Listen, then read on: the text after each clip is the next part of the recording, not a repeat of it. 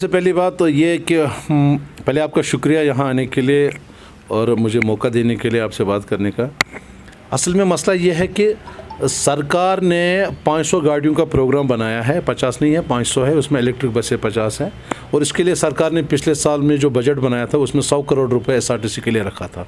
उसमें ही कुछ रकमें रिलीज़ कर रहे हैं जिसमें हम 500 गाड़ियाँ खरीदेंगे, जिससे हमारे फ्लीट में बढ़ोतरी होगी।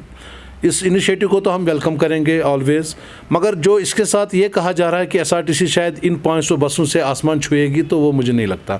मैं उसमें थोड़ा सा अपनी जो ओपिनियन है उसको रिजर्व रखता हूँ। मसला ये है कि हम पिछले 4 महीनों की तनख्वाहों से महरूम हैं, अभी तक हमारी तनख्वाहें नहीं हुई है। आप पुरानी गाड़ियों को रिप्लेस करेंगे नई गाड़ियों से, अच्छी बात है, लोगों को अच्छी गाड़ियों में सफ़र करने को मिलेगा, और जो पुरानी गाड़ी उसके बदले में नई गाड़ी सड़क पे आएगी। लेकिन मुझे नहीं लगता कि उससे आप रेवेन्यू कैसे बढ़ाएंगे। आप हमारे अखराजात जो है, हमारी सैलरी जो है, वो अभी भी कंपनसेट नहीं हो रही है। अगर गवर्नमेंट वाकई में ट्रांसपोर्ट को एक्सपेंड करना चाहती है, लोगों तक पहुंचाना चाहती है ट्रांसपोर्ट की फैसिलिटी अच्छे तरीके से नई गाड़ियों के थ्रू और एडुकेट ट्रांसपोर्ट फैसिलिटी, तो उनको फिर हमारे अखराजात भी उठाने पड़ेंगे। एक साइड से आप कहते हैं कि आप लोगों को सर्विस दे दो, दूसरे साइड से आप कहते हो कि आप प्रॉफिट अर्निंग कॉरपोरेशन बनो। जब पूरे इंडिया में कोई भी कॉरपोरेशन प्रॉफिट मेकिंग नहीं है, तो SRTC जिसके पास 700 गाड़ियाँ हैं, यहाँ तो गुजरात के पास हज़ारों 6000 के करीब गाड़ियाँ हैं, जब वो प्रॉफिट नहीं कमा सकते, RTC कहाँ से कमाएगी।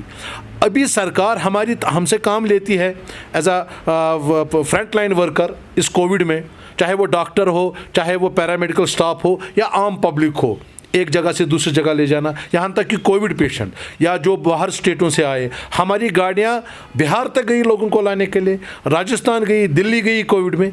आज वो ड्राइवर पिछले 4 महीने से तनख्वाहों से महरूम है। तो मैं कैसे मान लूँ कि सरकार इस कॉरपोरेशन को एक्सपेंड करके इसको बड़ा ज़बरदस्त बनाना चाहती है। देखिए, इस वक्त हमारे 3 मुद्दे सबसे अहम हैं। नंबर 1, हमारी मंथली सैलरी। सरकार हमें तनख्वाह दे दे, उसके बाद में हमें कहें कहाँ काम करना है, हम तैयार हैं। दूसरा, जो कंसोलिडेटेड पिछले 11 सालों से रेगुलराइजेशन के लिए तड़प रहे हैं, उनको रेगुलराइज किया जाए, एट फर्स्ट प्रायोरिटी उनको दी जाए। उसके बाद में जो रिटायर यहाँ से हुए, 1.5 साल हो गए जिन लोगों ने अपनी जवानियाँ इस कॉरपोरेशन को दी है, 30-30, 40-40 साल यहाँ नौकरी की है, आज 1.5 साल है, 1.5 साल से वो रिटायर हो गए, उनको एक पैसा नहीं मिला है। अगर सरकार चाहती है कि वो गाड़ियां लाए, नई गाड़ियां, और भूखे पेट ड्राइवर उसको चलाए, तो मुझे लगता है ये इंसाफ नहीं है। तो इसको मैं उतना नहीं मानता कि जो ये इस वक्त मीडिया में न्यूज़ घूम रही है SRTC को 500 गाड़ियाँ आएंगी, अब वो आसमान छुएगी, ऐसा कुछ नहीं होने वाला है। देखिए, आप गाड़ियाँ ला रहे हैं, आप गाड़ियों को बड़े खूबसूरत गाड़ियाँ, इलेक्ट्रिक बसें वगैरह, लेकिन आप ये सोचिए वो जो गाड़ी चलाने वाला है वो भूखे पेट है, उसकी फैमिली सफ़र कर रही है, उसके बच्चे सफ़र कर रहे हैं। तो आप किस बुनियाद पे आप ये कह रहे हैं कि इन 500 गाड़ियों से हम आसमान छू लेंगे? पहले सरकार हमारी तनख्वाह बराबर करे, पहले सरकार फर्स्ट में हमारी तनख्वाह दे दे। आपकी जो इशू बताता हूँ, हमारा जो इशू असल में स्टार्ट हुआ था 2009 में, फिर हमने 100 दिनों की हड़ताल की। उसके बाद में 2010 से लेकर 2015 तक हमारे MD साहब थे, JS Tandon ji managing director थे। वो 5 साल तो हमें कोई इशू नहीं हुआ, ना तनख्वाह में ना कुछ, उन्होंने अच्छे से चलाया इसको, उसमें कोई दो राय नहीं है।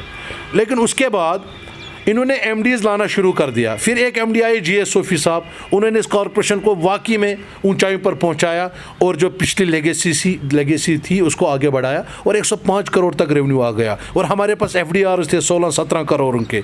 और उसके बाद में इन्होंने हर 6 महीने बाद MD चेंज होता गया। असल में MD भी कुछ नहीं करेगा। असल बात यह है कि 2019 से हमारी प्रॉब्लम शुरू हो गई, जब हड़तालें शुरू हो गई, कर्फ्यू हो गया, सारा कुछ निज़ाम बंद हो गया। उसके बाद में कोविड आ गया। इस वक्त भी इंटरस्टेट सर्विसेज नहीं चल रही है, लेकिन उसके बावजूद भी हम काम कर रहे हैं। अगर हड़ताल था, कर्फ्यू था, कोविड था, लेकिन RTC बैठा हुआ नहीं था, RTC का मुलाजिम काम कर रहा था।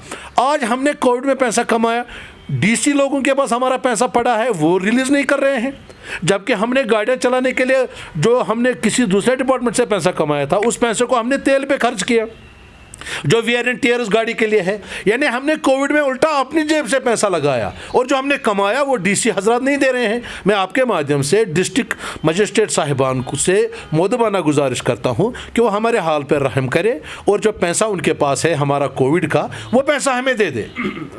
तो उन्हीं से जब जनरेट हो। देखिए, असल में मैंने पिछली बार भी आपसे बात की थी, मैं एक बार फिर सरकार को कहना चाहता हूँ कि ये 21वीं सदी है। लोग इस वक्त दुनिया इस अर्थ से बाहर निकलने की सोच रहे हैं। लोग मून पे जाना चाहते हैं, वहाँ होटल बना के रहना चाहते हैं। इतनी एडवांस सोच हो गई, इतना एडवांस टेक्नोलॉजी हो गई, लेकिन हमारे सरकार में जो थिंक टैंकर है, जो इस चीज़ को बनाते हैं, वो अभी भी 1947 की सोच लिए हुए हैं। अगर आपने कॉरपोरेशन बनाई है, पार्लियामेंट ने एक्ट पास किया, पार्लियामेंट ने कहा कि ये कॉरपोरेशन है लोगों को सहूलियत देने के लिए, लोगों को फैसिलिटेट करने के लिए, उनके मसाइल को हल करने के लिए, जो ट्रांसपोर्ट के हवाले से मसाइल दरपेश है लोगों को, हम वो कर रहे हैं। आप कह रहे हैं आप लोगों को फैसिलिटी दो, प्राइवेट वाला 1000 रुपये लेगा, जम्मू तक आरटीसी 400 लेगा, लेकिन फिर भी आप मुझसे प्रॉफिट मांग रहे हो। एसआरटीसी 20 साल तक आपने कोई पैसा नहीं दिया प्लान फंड में, जबकि आपको 65 देना था हमारा कैपिटल इन्वेस्टमेंट। कहाँ दिया आपने? आपने टर्माइल के दौरान सब लोगों को रिहेबिलिटेट किया, आरटीसी को नहीं किया। 606 मैंने पिछली बार वर्चुअल मोड में ऑनरेबल फाइनेंस मिनिस्टर साहिबा से बात की।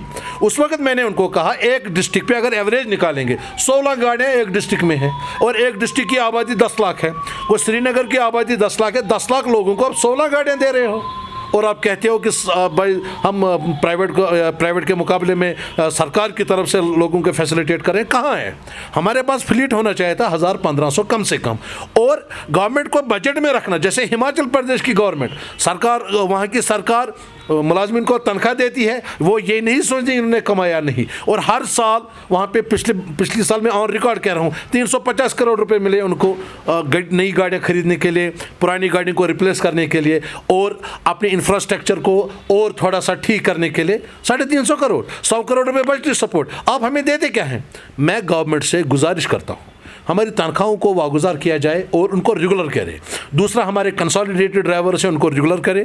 तीसरा, जो ये रिटायर हुए हैं इनको आप अपना पैसा दे दें। जो लाइबिलिटी बढ़ रही है कॉर्पोरेशन के लिए, अगर आप ये चीज़ें नहीं कर पाते हैं तो खुदारा हमें जितना हक हमारा बनता है वो पैसा दीजिए, आप इस कॉर्पोरेशन को बंद कर दीजिए। ये खामखा तमाशा है। वजह